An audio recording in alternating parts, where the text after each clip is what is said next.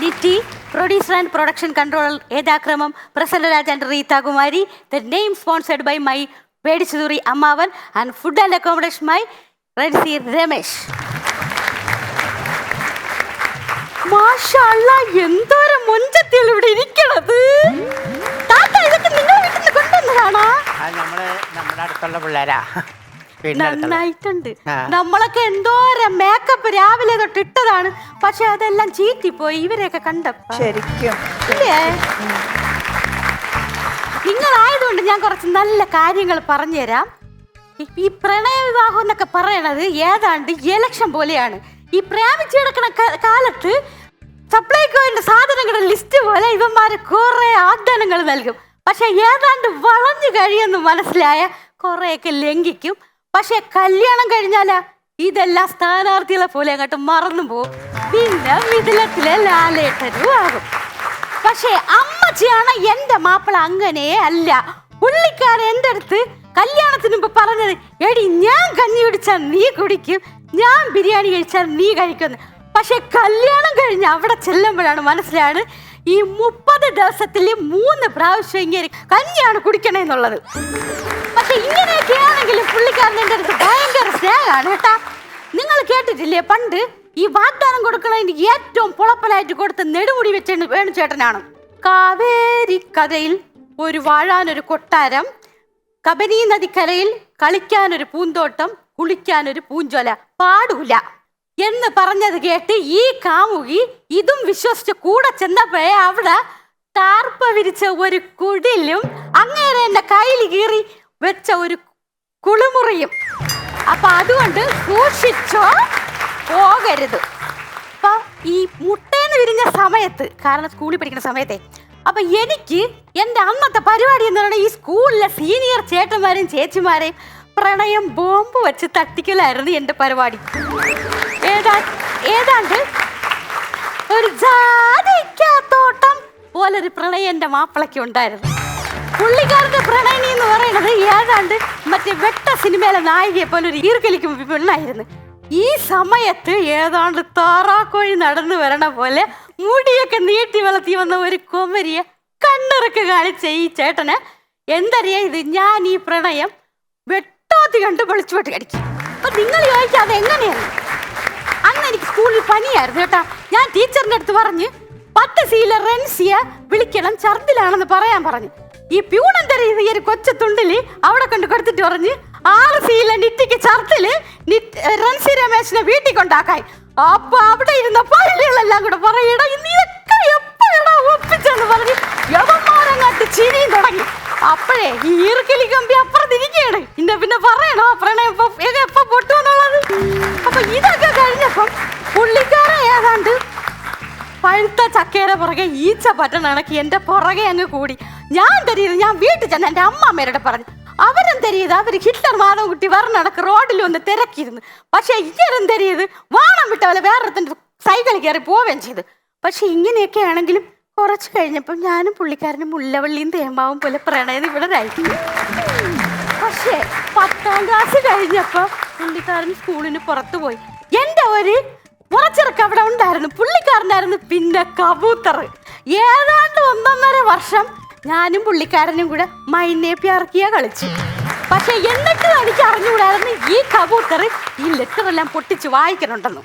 അവസാനത്തെ ലെറ്റർ ഞാൻ പുള്ളിക്കാരനെ എഴുതുമ്പോൾ അതിൽ 1 ഫ്രീ എന്ന് പറഞ്ഞ എനിക്ക് ഒരു വെള്ള പേപ്പറും അതിലൊരു കൊച്ചു തുണ്ടും കൂടെ വെച്ചിരുന്നു. അതിൽ ഞാൻ എഴുതിയിരുന്നു, ഈ വെള്ള പേപ്പർ മെഴുകുതിരി കാണിച്ചാൽ മാത്രമേ വായിക്കാൻ പറ്റുള്ളൂ. ഈ കബൂത്തർ അതും വായിച്ച് എവന്റെ വീട്ടിൽ കറണ്ട് ഇല്ലാത്തതുകൊണ്ട് എന്തറിയതെന്നറിയാമോ, ചിമ്മിനി കത്തിച്ച് അതിൻ്റെ മൂട്ടിൽ ഈ പേപ്പർ കത്തിച്ച് എന്തൊരു പറയാ ഈ പേപ്പർ മൊത്തം കത്തിപ്പോയി. ഈ നിമിഷം വരെ അവ ഈ പേപ്പർ കത്തിയാൽ ഞാൻ എൻ്റെ അടുത്താ എൻ്റെ മാപ്പിള എടുത്താ പറഞ്ഞിട്ടില്ല. എന്നിട്ട് ഇവ എന്തറിയത് കേൾക്കണ്ടേ, ഇവ ഇത് ആരുടെയും പറഞ്ഞെന്ന് മാത്രമല്ല നമ്മൾ 2 പാത്രമാവുകയും ചെയ്ത്. നിങ്ങളൊരു കാര്യം കേൾക്കണം, 2 മണിക്കൂർ എൻ്റെ ഹീറോ പേനയിലെ മഷി മൊത്തം കഴുകിക്കളഞ്ഞ് ഉള്ളിനീര് മൊത്തം അങ്ങോട്ട് പിഴിഞ്ഞൊഴിച്ച് ഞാൻ എഴുതിയ കത്താണ്. അമ്മച്ചിയാണ് ഇത് നാട്ടുകാരെങ്കിലും അറിഞ്ഞിരുന്നെങ്കിൽ ഞാൻ ഇന്നൊരു സയന്റിസ്റ്റ് ആയേനെ. പക്ഷേ സയന്റിസ്റ്റ് ആയില്ലെന്ന് മാത്രമല്ല ഞങ്ങൾ 2 പാത്രവും ആയി. ഏതാണ്ട് പിന്നെ ഞങ്ങൾ കണ്ടിട്ടേ ഇല്ല. ഒരു 10-15 വർഷം ഈ വേട്ടാവുളിയൻ ഈ എന്റെ മാപ്പിളരോട് ഗൾഫിൽ ഉണ്ടായിരുന്നിട്ട് ഒരു പ്രാവശ്യം പോലും ആ മാക്കറി മോർ അങ്ങേരടുത്ത് പറഞ്ഞിട്ടില്ല ആ ലെറ്റർ കത്തിപ്പോയെന്ന്. പാവം എന്റെ ഹസ്സു എക്സ് ആയി, ഡബിൾ എക്സ് ആയി, ട്രിപ്പിൾ എക്സിന് അഡിക്റ്റ് ആയി, പിന്നെ താമരക്കുളത്തിലെ താമരയായി.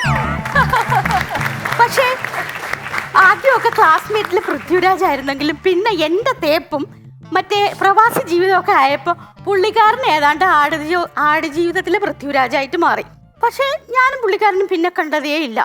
ഏതാണ്ട് ഒരു 10-15 വർഷം കഴിഞ്ഞപ്പോൾ ഇങ്ങേരെ ഒരു കൂട്ടുകാരൻ എന്നെ വിളിക്കണേ, എടി നിനക്കറിഞ്ഞൂടെ മറ്റേ റെൻസി, എടി അവൻ കാലൊടിഞ്ഞ് ആശുപത്രി കിടക്കണമെന്ന്. അപ്പൊ നീ അവരുടെ ഒരു ജീവിതം കൊണ്ടടി എന്ന് പറഞ്ഞു.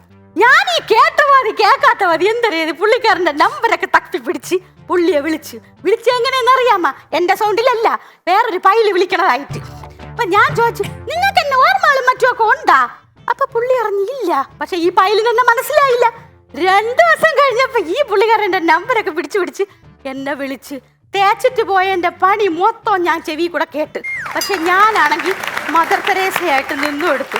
പക്ഷേ പിണക്കങ്ങളും പരിഭവങ്ങളൊക്കെ പറഞ്ഞു തീർത്ത് നമ്മൾ ഏതാണ്ട് മത്തിക്കറിയും കിഴങ്ങ് പോലെ ആയി. വീട്ടിൽ ചെന്ന് പറഞ്ഞു, ഏതാണ്ട് സെറ്റായപ്പോ പുള്ളിക്കാരന് വേറൊരു പ്രപ്പോസൽ. അപ്പൊ നിങ്ങൾക്ക് സഹിക്കുമോ? എനിക്ക് സഹിച്ചില്ല. പക്ഷെ എന്തരി കൊമരി ഗൾഫിൽ മാജിക് കാണിക്കണ പെണ്ണ്. അപ്പൊ ഇവരെന്തായാലും ഓക്കെ പറയാന്ന് വിചാരിച്ച് പെണ്ണിനെ കാണാനായിട്ട് പെണ്ണിന്റെ വീട്ടിൽ എല്ലാരും കൂടെ ചെല്ലുമ്പോ അവിടെ മറ്റേ വിഷാരടി ചേട്ടന്റെ കിളി ഉണ്ടായിരുന്നു. ആ കിളിയല്ല, പഞ്ചവർണ്ണ തത്ത. ഇതൊക്കെ കണ്ടപ്പോ പുള്ളിക്കാരനൊരു ചാഞ്ചാട്ടം. എങ്ങാനും ഇവള് വല്ല മാജിക് കമ്പനി ഇട്ടാലേ മേശയൊക്കെ ഇട്ടിരുന്ന് എനിക്ക് ഇരിക്കാമല്ലോ. കാരണം എന്തിനാ, പൈസകളും മറ്റുമൊക്കെ പിരിക്കാനേ. പക്ഷേ 2ാമത്തെ ദിവസം അവരെ വീട്ടിൽ നിന്ന് എല്ലാവരും കൂടെ ഇവിടെ വന്നെന്ന് പറഞ്ഞാൽ കുറെ അമ്മാവന്മാരുമായിട്ടാണ് വന്നു. കഴിഞ്ഞ് ഡിജിറ്റൽ സർവേക്ക് വന്ന വില്ലേജ് ഓഫീസർമാരെ പോലെ കണ്ട പെരയിടവും തെങ്ങും കുഴിയും മൊത്തം ഈ അമ്മാവന്മാരെ അളന്നു കുറിച്ചെന്ന് മാത്രമല്ല മറ്റേ ട്രിപ്പിൾ എക്സ് കൂട്ടിയിട്ടിരുന്ന കുപ്പി മൊത്തവും കണ്ടുപിടിക്കുകയും ചെയ്ത് 8 നില ആ കല്യാണം പൊട്ടുകയും ചെയ്ത്. അപ്പൊ പന്ത് ആരെ കോർട്ടിലാ? വീണ്ടും പന്ത് എന്റെ കോർട്ടിലായി. അങ്ങനെ പൊളപ്പനായിട്ട് നമ്മളെ കല്യാണവും കഴിഞ്ഞു. പക്ഷെ ഇങ്ങനെയൊക്കെ ആണെങ്കിലും പുള്ളിക്കാരൻ ഭയങ്കര സന്തോഷത്തിലാണ്. ഈ 25 വർഷം ചീഞ്ഞു പോയ കാര്യമൊന്നും പുള്ളിക്കാരൻ മറന്നുപോയി. ഞങ്ങൾ ഭയങ്കര സന്തോഷം. പക്ഷെ ഒരു കാര്യം, പുള്ളിക്കാരൻ ഏതാണ്ട് 2 വയസ്സ് കുട്ടികളെ പോലെയാണ്. അവർ ലോലിപ്പപ്പ് കഴിക്കുമെങ്കിൽ പുള്ളിക്കാരൻ 555 ഉണ്ടല്ലോ, 555 ആയി കാണും. പണ്ടൊക്കെ ഞാൻ ആ പുള്ളിക്കാരനെ കാണുമ്പോൾ പ്രേമത്തോടെ പാടിയിരുന്നത്, അധരങ്ങൾ ചുംബിക്കും കോടക്കുഴലായി ഞാൻ മാറിയെങ്കിൽ. പക്ഷേ ഈ ലോക്ക്ഡൗൺ കഴിഞ്ഞപ്പോ ഞാനത് തിരുത്തി പാടി, തീവണ്ടിയാം നിങ്ങൾ വലിച്ചു തള്ളുന്നൊരു കുറ്റിയായി ഞാൻ മാറിയെങ്കിൽ. ഈ സമയത്ത് ഞാൻ എന്ത് ചെയ്യും? ഞാൻ ഒരു വീഡിയോ കണ്ടോണ്ടിരിക്കുകയായിരുന്നു. ഒരു ടീച്ചർ കൊച്ചുങ്ങളെ പാട്ട് പഠിക്കണ വീഡിയോ. പുള്ളി ഇത് കണ്ട ഉടനെ വന്നിട്ട് പറയണു, എത്ര നന്നായിട്ടടി ആ ടീച്ചർ കൊച്ചുങ്ങളെ പഠിപ്പിക്കണത്. നോക്കിയപ്പോ നല്ല പൂത്തിരി കത്തി നിൽക്കണം. ഞാൻ ചോദിച്ചു, എന്തരി അടി? അതാ പഴയ ഈർക്കിലി കമ്പിയാണ്ടി, കഷ്ടമായിപ്പോയി, അവളെ ഒന്ന് കെട്ടിയാ മതിയായിരുന്നു. ഞാൻ വിടുവോ? എന്റെ മനസ്സിൽ 8 നിലയിൽ വേടി പൊട്ടി വേറൊരു സാധനം കൂടെ പൊട്ടി, ലഡു. ഞാൻ എന്തായാലും കുത്തിയിരുന്ന് 2 മാസം കൊണ്ട് ആക്ഷൻ സോങ് ഫുള്ള് പഠിച്ചിട്ട് നമ്മൾ 2 കൂടെ ചേർന്ന് ഒരു കിൻഡർ ഗാർഡൻ അങ്ങ് തുടങ്ങി. പുള്ളിക്കാരനെ ഒരു വേഷയിട്ട് ഞാൻ അവിടെ ഇരുത്തി. പുള്ളിക്കാരൻ ഇനി എങ്ങും പോകൂലല്ല. അപ്പോൾ സാധാരണ ഈ പുള്ളിക്കാരൻ അവിടെ ഇരുന്നിട്ട് കൊച്ചുങ്ങളുടെ അടുത്തൊക്കെ നല്ല ഹാപ്പി ആയിട്ട് സംസാരിക്കുന്നുണ്ട്. അപ്പോൾ പുള്ളിക്കാരൻ ഇടയ്ക്കിടയ്ക്ക് പറയും, ചിരിക്കുമ്പോഴും കരയുമ്പോൾ നിങ്ങളുടെ മുഖത്തിന്റെ സൗന്ദര്യം നിങ്ങൾ നോക്കരുതെന്ന്. അത് പറയുന്നതിനൊരു കാര്യമുണ്ട്. ഇപ്പോൾ നിങ്ങൾക്കാണ് എനിക്കത് പറഞ്ഞു തരാൻ തോന്നുന്നത്. ഭാവിയിൽ നിങ്ങൾ ചിരിക്കാതിരിക്കുകയോ ഒക്കെ ചെയ്യുമ്പോൾ ഞാൻ നിങ്ങൾക്ക് ഒരു പുതിയ ടെക്നിക്ക് പറഞ്ഞുതരാം. അതിനെയാണ് സ്വരാക്ഷര ചിരി എന്ന് പറയണത്. അപ്പം നിങ്ങൾ ചോദിക്കും, അങ്ങനെ പറഞ്ഞത് കിൻഡർ ഗാർഡൻ ടീച്ചർ ആയതുകൊണ്ട് ഞാൻ അങ്ങനെ പറയും. അപ്പോൾ ഞാൻ നിങ്ങൾക്ക് പഠിപ്പിച്ചു തരാം. നിങ്ങൾക്ക് ഫോളോ ചെയ്യാൻ പറ്റുമെങ്കിൽ ഫോളോ ചെയ്യ്.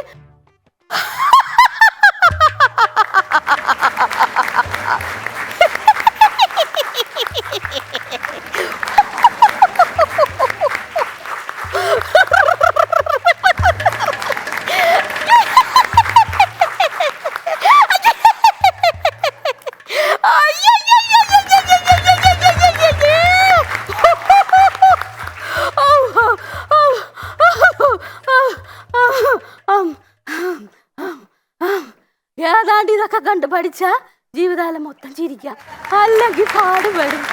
നന്ദി, നമസ്കാരം. Once upon a time